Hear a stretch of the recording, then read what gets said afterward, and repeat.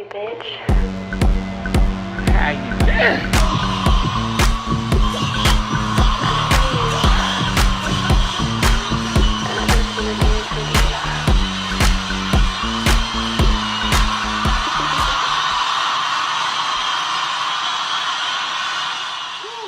It has come to my motherfucking goddamn gay attention that Britney Spears has a new documentary highlighting the post-conservatorship of her livelihood, and it just debuted on Hulu and Fox yesterday to crazy-ass reviews.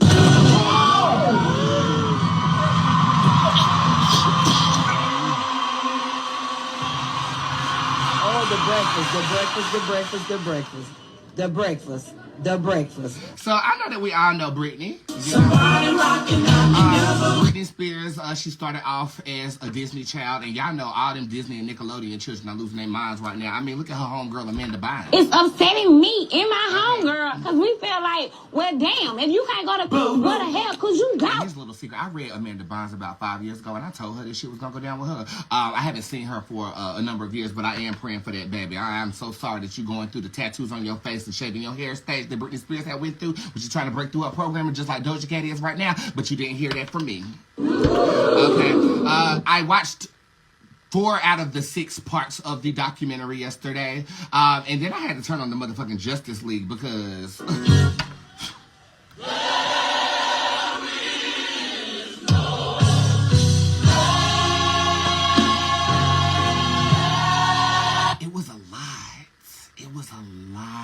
It was a lot. If you haven't seen it and you are interested in like Hollywood narratives that are still unfolding because they're alive, I suggest that you try to watch it. It was a lot. I don't know if it's because I'm fast and I'm extra sensitive to empathetic energies right now or what, but it basically talks about And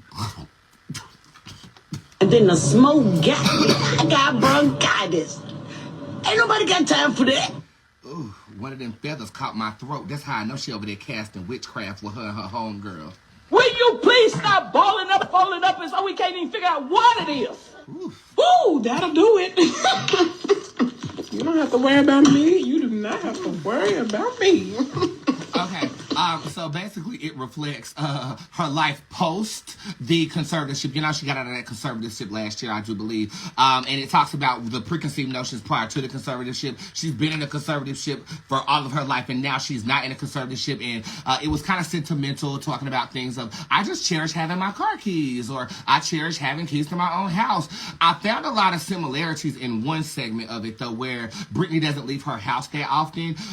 She isolates and she stays on social media more than she actually entertains the world. I can kind of empathize with that, so I thought to myself, bitch, do I need to be in the motherfucking conservative ship? How you do? But then I said conservative ship.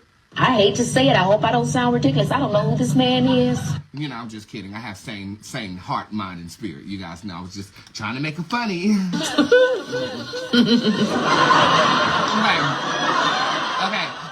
So there were some relatable moments. Ultimately, though, you feel concerned as you are watching it. You feel really concerned. I don't follow her on social media, but they were showcasing some of her social media clips when she has just gone off the deep end. And I mean, it looked like damn Jerry Springer without the audience, if you ask me. Jerry has more ass than you do.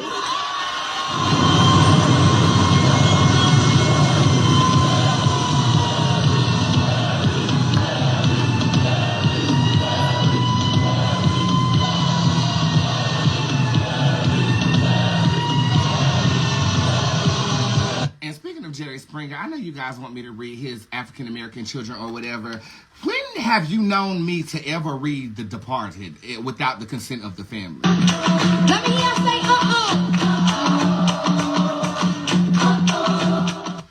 Fuck y'all. So fuck y'all. Look at this hoe. Yeah, we know what you was from the jump, bitch. We know what you was from the jump, you $5 hoe. Okay, so I will not be reading his children. I'm going to let Jerry rest in peace or anything of this nature. But what we will do is read something about the Britney Spears situation. TMZ is the people who actually broadcasted the program. It was done by TMZ. And kudos to that African-American girl that is up there delivering the story. I don't know who you are. Okay.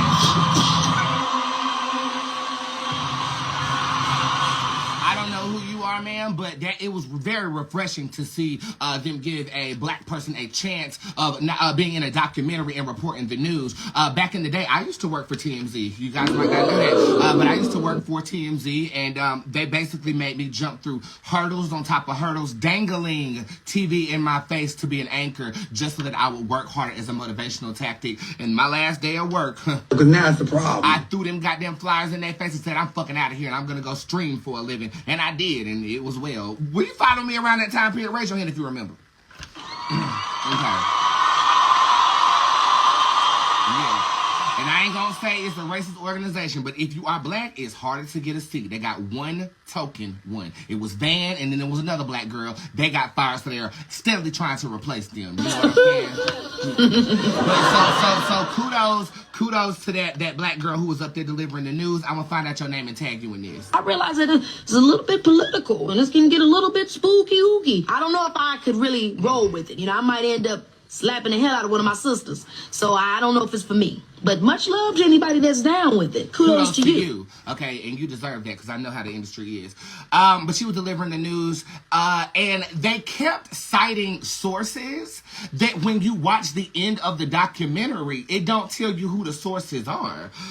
So I just simply want to read, where are they getting their motherfucking information from? That's what I want to know. They keep saying our sources are telling us. Our sources are telling us. Well, who the fuck is telling you? Now, look, TMZ is nosy as hell. They're everywhere in LA. Okay, they're on every street corner. They're in every Starbucks. They're where the celebrities hang out. They be outside your house. Harvey has built an empire on getting in people's business in LA. And you live in LA because you want people in your motherfucking business. Okay, just like this motherfucker right here don't want me in their business because they up here causing a motherfucking storm. Somebody's talking about some follow me. Okay, I'm gonna follow you right to the pits of hell because now you're in the nether realms. Bye. Okay,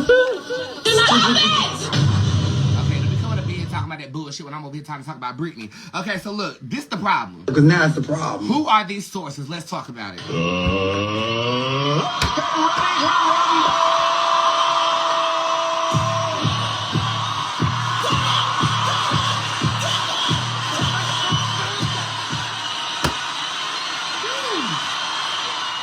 Britney. So in the case of Britney, who are these motherfucking sources that TMZ is referring to?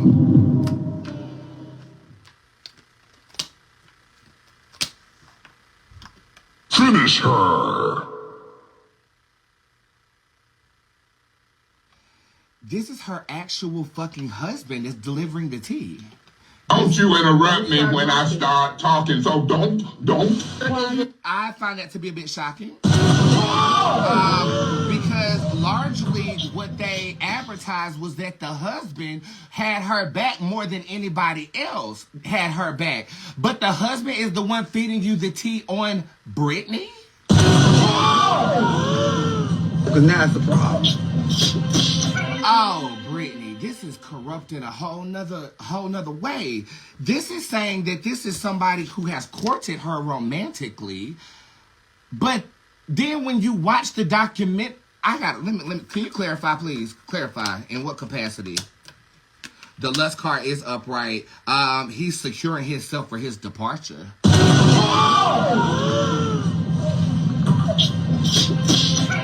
Okay, well, the way that they dressed up the documentary was saying that, like, the husband is the only one in her corner and the husband is the only one that has her back. And, you know, they said things were starting to get a little sticky because Britney is known to lose her mind and put her hands on that man. You know what I'm saying? But that man is still down for her. The documentary is portrayed in a way that makes you support the kinship between him and bipolar ass Britney. But you the snake in the grass the whole time. You're the one feeding TMZ the information that is eluding them to want to stay with you, for her to stay with you, when you're really the shady shark in the motherfucking pond the whole time. Smoke crack on live. That's me. That's me. Let me smoke crack on my live. Well, I have another question. When is he going to finally walk away from Britney then? The end of the year. This is the holiday season. This would be around November or December of 2023.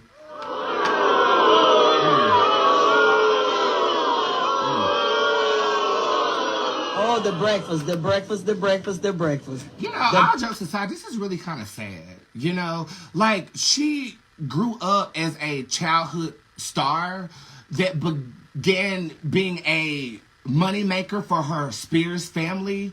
Her mother was a show mother to where she itemized her daughter and sold her from network to make a bag. The dad was absent and then reemerges after Britney becomes famous. And then now you're advocating in court that you need to be having a piece of her livelihood as she has this newfound freedom where she doesn't know how to be free. So she goes to social media to entertain her fans as her children have turned their back on her.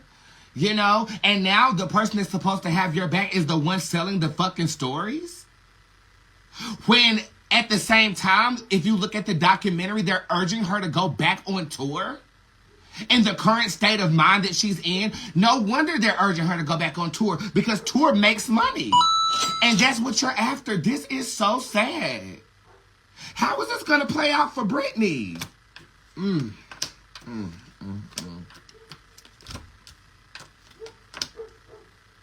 This is a life of depression. This is a life of the sunken place. This is a life of surface face accolades. And this is a tangible rekindling with people that are close to her.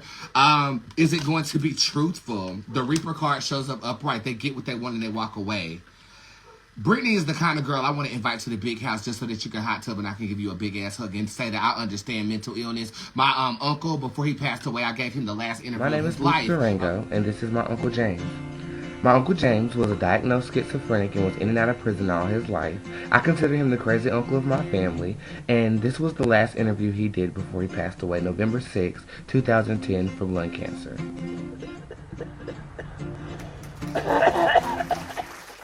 Before he passed away, he was schizophrenic, and I understood him more than anyone. I think I might formulate an ambition to just talk to you. You know, because I'm not so sure what I would say to you. I just feel like you need some genuine energy with you, Britt. You know, like, this is a life that you did not ask for. These are the cards that you've been dealt. And if I know anything about cards, I can help you play them. You know, I don't want to be out in your business. I just want to be there if you need me. You know, so maybe we'll make that a squad ambition for the year. Like, let's talk to Britney. You know what I'm saying? And if you do look at some of the content that they were showing, it's mental illness, bro. And mental illness is rooted in spiritual possession. I can help you with that. Let us give a round of applause for the uncompromisable Britney Spears. Lord.